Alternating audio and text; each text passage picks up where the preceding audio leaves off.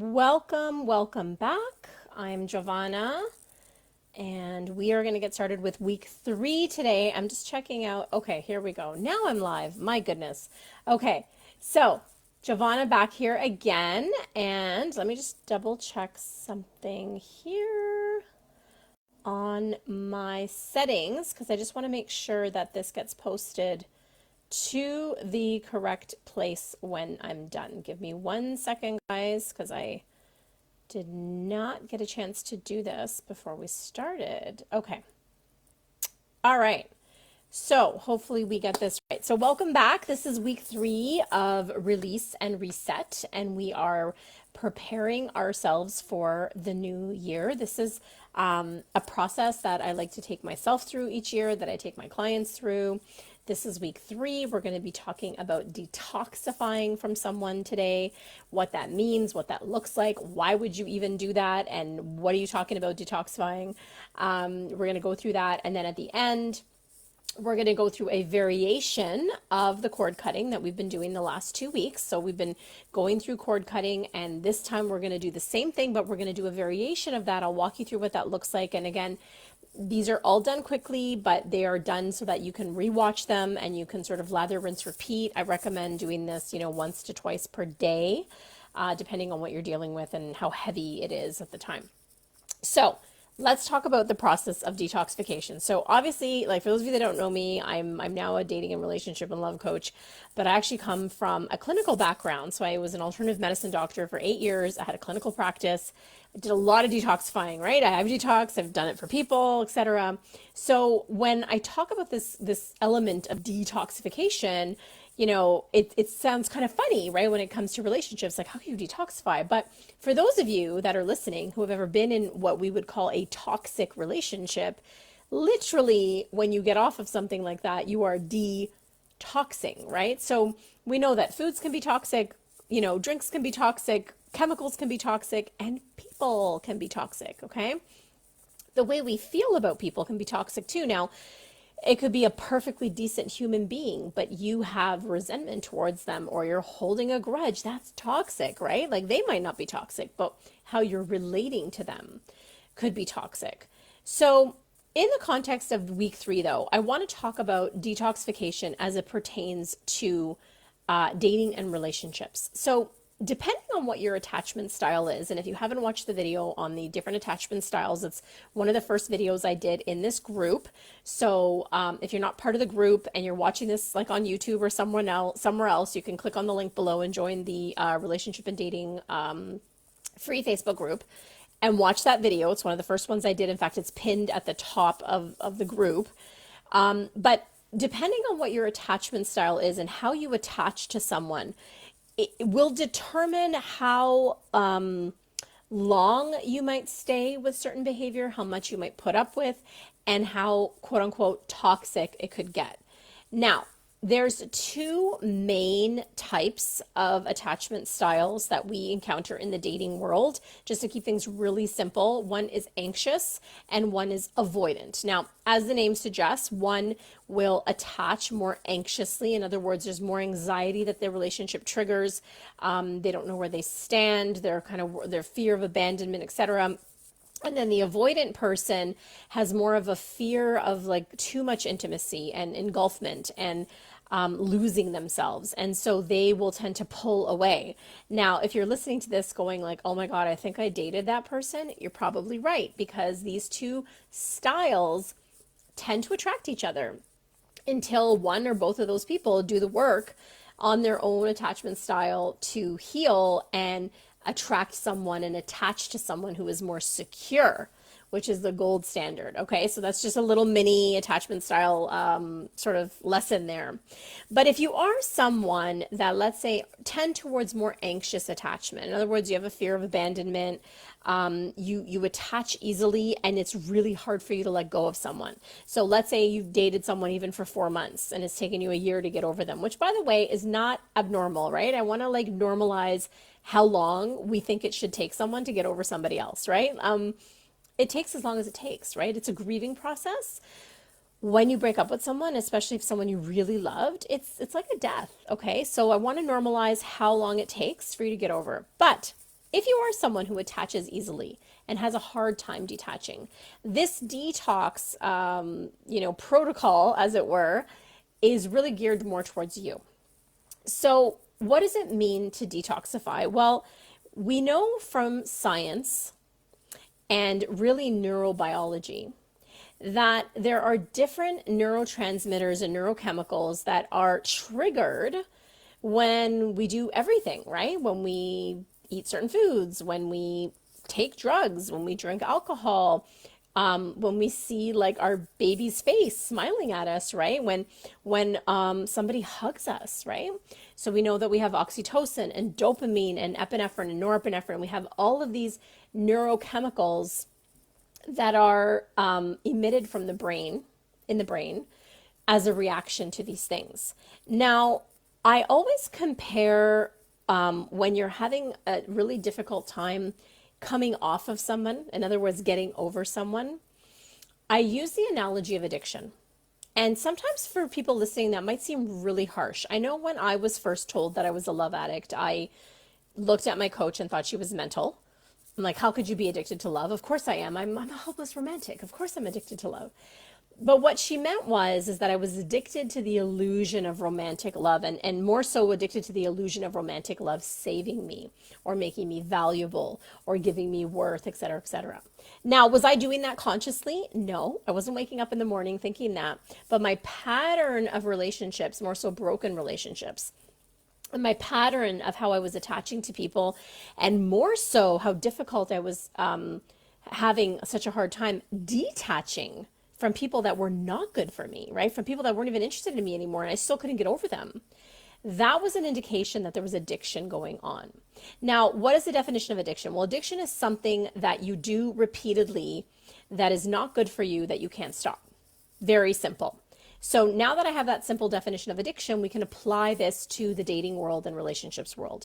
So if there is someone who you are currently dating, who you were dating, who you're thinking about dating, and they're not good for you and you just can't get over them, or maybe they were good for you, but they're not interested anymore, right? And you still can't get over it. And you still check their Facebook, and you still talk about them ad nauseum to your friends, and you go through every little aspect of the relationship and you analyze it in your mind. And like months go by and you just kind of text to see how they're doing, or they text you and then suddenly like there's a rush of like, happy hormones that come out and like, oh, they messaged me, and then there's nothing for a while, right? Or you're playing this cat and mouse game with somebody that you're currently, dating or trying to date. This sets up a push-pull dynamic that is very addictive, especially if you're someone who is anxious. Now, can this happen to the avoidant type? Yes, it does. It can.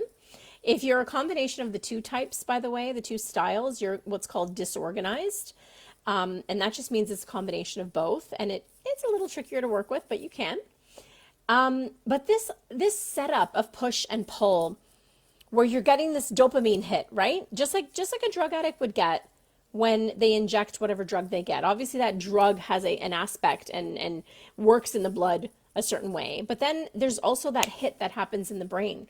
If you think about like someone who's addicted to food, or even just not even addicted to food, but just has like sugar, like a sweet tooth person, okay? They get a hit. They get a hit of dopamine and serotonin and all these happy chemicals when they have that thing. So this is what's happening with this person. And if you're listening to this right now, you know who I'm talking about. Okay, if it's just that person that crossed your mind right now and you're wondering, I wonder if that's the person. That's the person, okay? So why is this important to detox? Well, because it takes roughly, and I always quote this, and I always forget the psychologist, bless her heart, I always forget her name, who did this study, but it was a study that's been done that shows it takes about 2 months to detoxify, or in other words, have all those neurotransmitters and neurochemicals calm down after you break up with someone. Now, in my opinion, depending on how attached you were, it can take longer than 2 months, okay? But it depends on how much you perpetuate it. So, what are the things that keep addiction going? Well, I said a couple of them already, but I'm going to repeat them too. So, if you're trying to detox off of someone, it is best to go cold turkey. Now, what does that mean? That means that you block them off of everywhere that you could possibly block them. Not just because you're going to be tempted to reach out or to check or to look, but because they might be.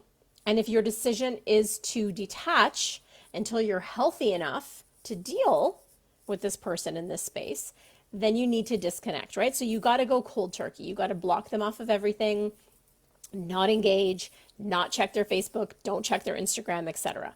Second thing you need to do, right? So one is block off of everything. Second thing you need to do is stop talking about them. Now, this one's tough, right? This is tough, especially if you ladies out there are chatty like me, because we want to analyze it and we want to talk to our friends.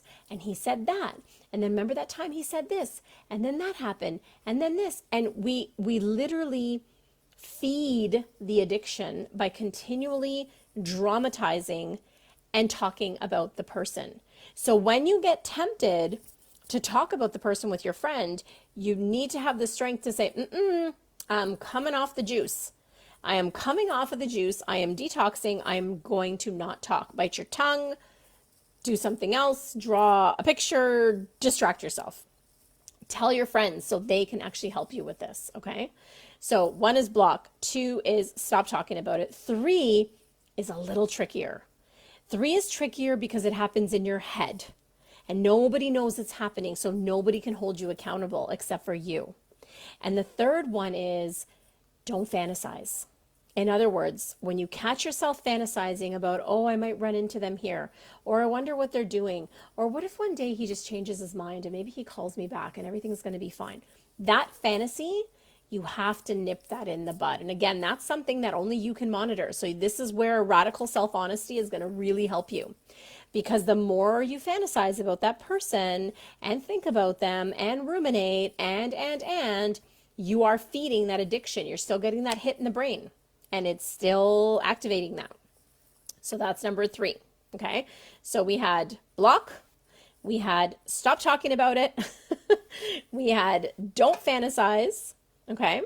And then the last one I would say is to create a ritual for yourself whereby you can replace, and maybe this isn't quite ritualistic for you, but for me, sometimes everything, things are easier when they're a ritual, but replace what that person gave you. So often coming off of somebody is difficult because the perception is that they gave me this and now they're gone and that thing is missing.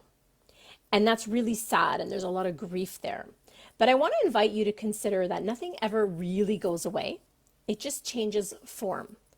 So I'm going to say that again. Nothing ever really goes away. It just changes form. So what that means is that, let's say your favorite thing to do with this particular person was, go to movies on Friday nights. Well, that doesn't go away. It goes away spending it with this person, but it doesn't go away. It just changes form. In other words, when you do it now, it might be with one of your good friends, right? Or it might be by yourself, which I encourage you to start enjoying spending time alone and loving it.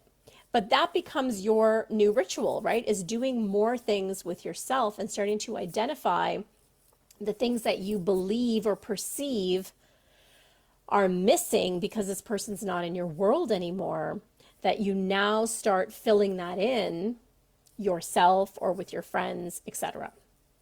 Okay? So this is the process of coming off of someone and detoxifying. And just like it is when you're coming off of any substance, whether it's cupcakes or heroin, it's painful. It is painful in the beginning. It is painful, and you have to keep yourself accountable.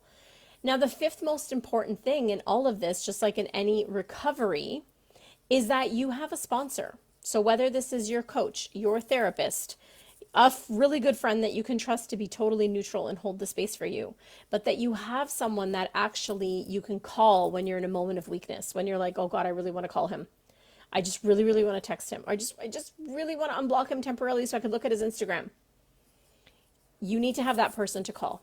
That person that will talk sense into you, that will redirect you, that will make you focus on something else, right? That just be a distraction so that until you can get back to yourself and your right thinking.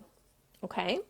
So that is, and then there's all kinds of little nuances in there, of course. Like I run a whole 12-week program that is around this.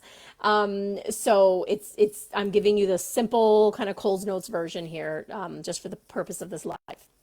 So those are the ways, the 5 ways that are the key ways that you start to detoxify from someone else. And you really need to, again, with that second to last point, is fill the void. Now, this person may have been filling a void for you. In fact, they probably were. And now they've left a void.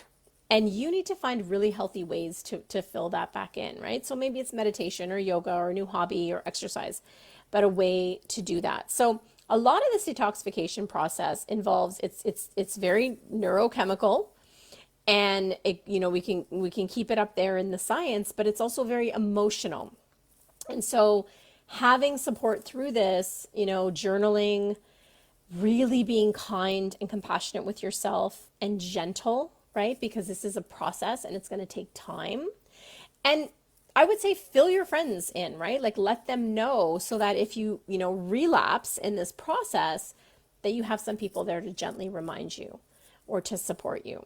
But it's really, really, really key that you do this cold turkey, so that you can actually redirect that energy and focusing on yourself, regaining your strength, feeling your power back again, your self-esteem, and most of all, your intuition, right? Really getting back to center and to your connection to center, so that you can start to trust your intuition again.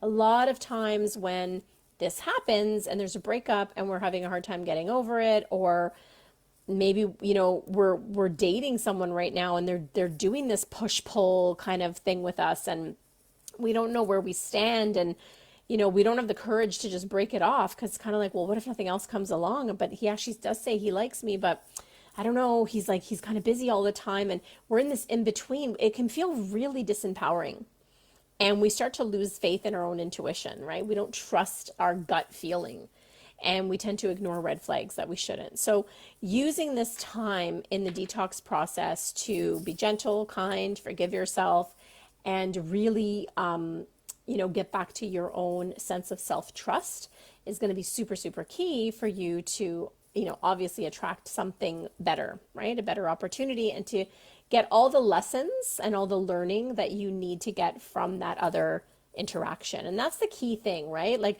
this isn't about like, poof, here's the magic formula and you found, Mr. Wonderful. This is actually about, are you using these experiences to grow, right? I posted something the other day that you can either use your singleness to, distract yourself and kind of avoid and, complain and just bide your time, or you can use your singleness as a way to grow and heal and prepare yourself for the next relationship. Doesn't necessarily mean the next one is going to be the one, but it does mean that you are growing as a person and you're continually seeking to be better. Okay. I'm just going to check to see if there's any comments. Awesome sauce. Okay. Awesome. Great. If you're watching this and it's a replay, of course, like always, give me a hashtag replay at the comments below, and let me know if you have any questions that come up. You can always throw those in the comments as well. And as always, you can invite anyone to the group that you feel would be supportive. As it stands right now, the group is women only. So just keep that in mind, but you can also share this video with a friend who you think might be in need. So let's talk about the cord cutting for today. It's going to be nice, short and sweet like it has been, but it's a little bit of a twist. So the last few weeks we've been cord cutting with the visualization of a person, right? So there's been a person that we want to bring in and we want to cut the toxic or negative cords between us, okay? Today we're going to do it with an emotion or an aspect of us that we want to heal. So for example, it might be that you have an issue with intimacy that you've acknowledged, and so we're going to work with intimacy today. Or it might be that you're dealing with trust, right? Maybe you lost trust in yourself, or you don't trust men anymore, or whatever that might be. It could be just men in general, right? So you could just literally just the concept of men. What else? You could work with anger, right? You could work with resentment. There's so many different things you can work with. And the way we're going to do this today is when we're working with really difficult, emotions, things that we have a hard time with. I'll use intimacy as an example. I just did this with a client recently. Personifying that thing, that emotion, that aspect really helps us to create a relationship and understand it. So what personification means is you talk to that thing. So in this case, I'm giving you an example of intimacy. If you close your eyes, what does intimacy look like to you? It'll have a shape. It'll have a color. It'll have an image of some kind, and use that, whatever pops into your mind, okay? And it might look like a blob, it might have spikes on it, it might have a magic wand. It doesn't really matter how it shows up for you. But personifying this thing actually helps you to ask it questions and learn from it. So in the case of intimacy, for example, if you're personifying it, and let's say you close your eyes and I say to you, what is the shape of intimacy? What does intimacy look like to you? What does it feel like? You know, does it have a temperature? All of that. And suddenly you get this image in front of you, right? It could even be a bunny rabbit for you, right? It doesn't really matter. That image of intimacy is in front of you. And before we do the cord cutting today, we're going to have a conversation with that. Okay, so let's close our eyes, get really comfortable right now, and actually start this process together. So whatever the thing is for you, if it's intimacy, if it's something different, I want you to go ahead and close your eyes. Take a deep breath in through your nose and blow it out through your mouth. And we're going to do that 2 more times. In through your nose.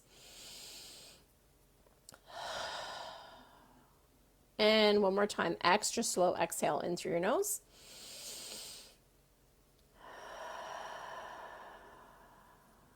Okay, so I want you to call up the image of whatever emotion or concept you're working with right now. So whether that's men in general, intimacy, whether it's anger, whether it's something that you have had a problem with, something that's been a challenge for you. You know, for a lot of clients I work with, trust is a big issue, right? So then trust comes up. It could be romance. It could be love, right? It could be the concept of love.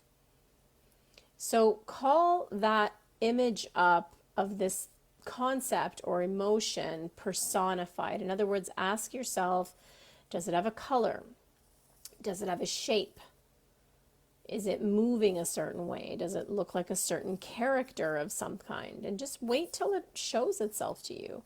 And usually it's the first thing that pops into your head, right? It's the first concept that comes to you is how it is. And it doesn't have to be perfect. We don't have to analyze it. It's just how it shows up. Remember, all of these visualizations are just helpful tools and representations that we use to set the powerful intention. So once you have that, I want you to ask it some questions, and you might want to take a minute at the end of this video to, take some notes on this, but go ahead and see it in front of you and ask it, what is it that you want me to learn from you? And just give a moment and wait for it to respond. And it will respond. Incidentally, you can also do this with your inner child, right? If you wanted to work with your inner child. What is it that you want me to learn from you? And then the next question would be, what do you need from me? In other words, how can I assist you to be better?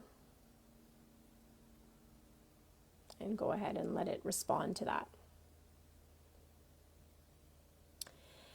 And the third thing is asking permission to speak freely to it.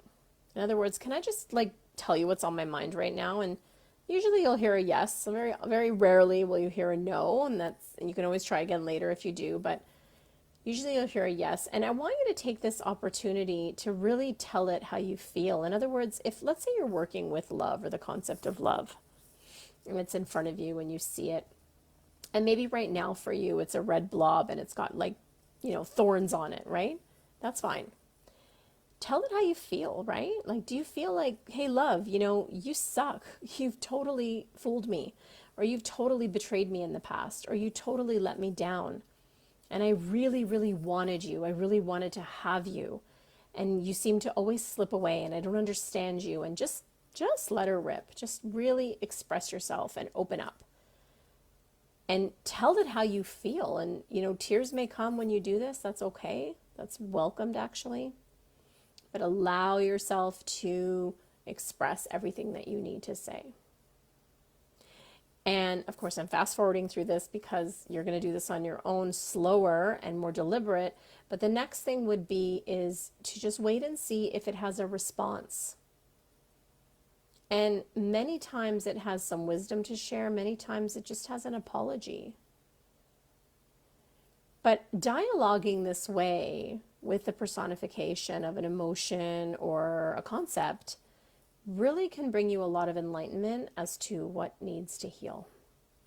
Even just the image that you see of that thing, like I gave the example right now of like a red blob with thorns. That's one of the ones one of my clients gave me in the past. That says a lot, right? That for her, that's the way love was personifying itself to her, right? For others, it can look like a pink bunny rabbit, right? Doesn't really matter. So once you've done this part, and again, you can ask more questions. You can have a whole entire conversation here. This is a-okay. Once you've done this, we're going to do the cord cutting part. And this is the same as we've done in the past 2 weeks, where you're going to put that person, in this case, the personification of that emotion or concept in front of you. And in your mind's eye on that TV screen, right, on that movie screen in front of you, you're going to see yourself on one end, and you're going to see the personification of whatever that emotion is on the other end. And you're going to ask to be shown what cords, right? In this, and again, when we're talking about cords, we're talking about the negative kind of push and pull and knots and aspects that we have between us. Ask those to be made visible and see where they are. And you might have one, you might have 10, it doesn't really matter. And then you're going to call in whatever that helper is that has helped you in the past. And maybe today it's different, right? Maybe in the past you did use, Shiva or the Archangel Michael, and maybe today it's Thor, right? Or Captain America. It doesn't really matter. Again, this is about the intentional work here, not so much the vision or the visualizations. So call in whoever that is, and again, see them cutting through all the density, all the negativity, all the, toxic stuff between you two. And really, as they're cutting it, they're healing it.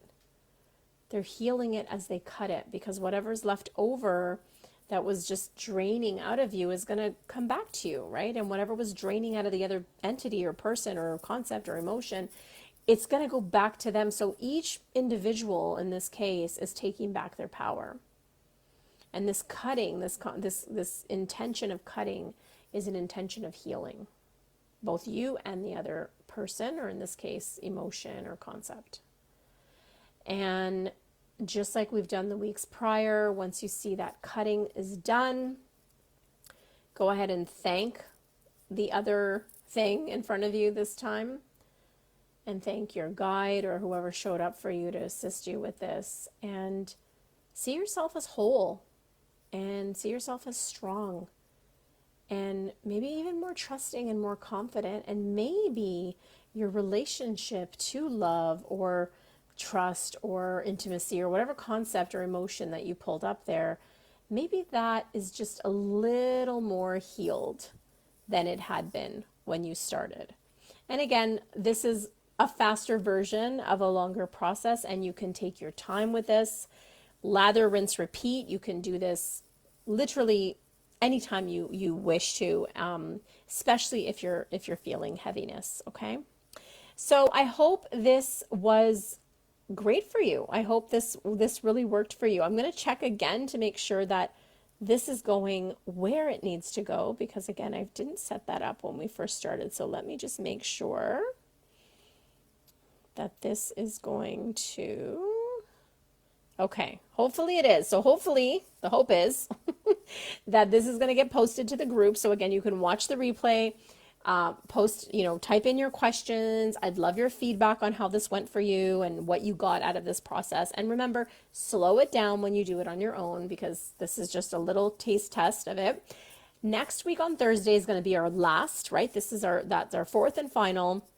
Invite whoever you like. We are going to be doing this again with the cord cutting, but really I'm going to walk you through a very simplified version of what I call my New Year's Eve ritual.